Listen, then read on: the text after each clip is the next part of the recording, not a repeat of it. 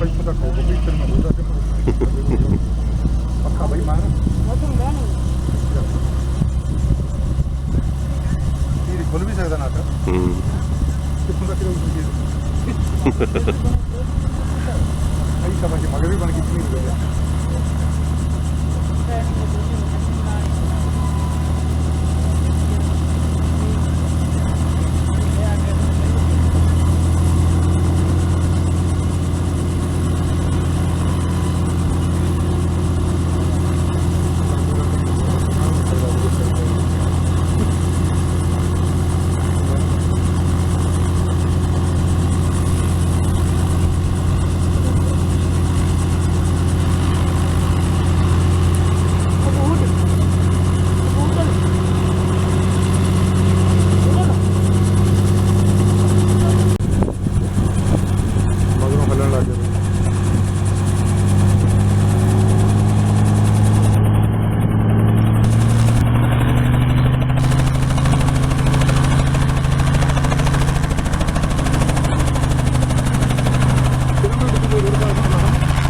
ਨਾ ਰੁੜਦਾ ਨਹੀਂ ਤਾਂ ਹੁਣ ਚੱਕ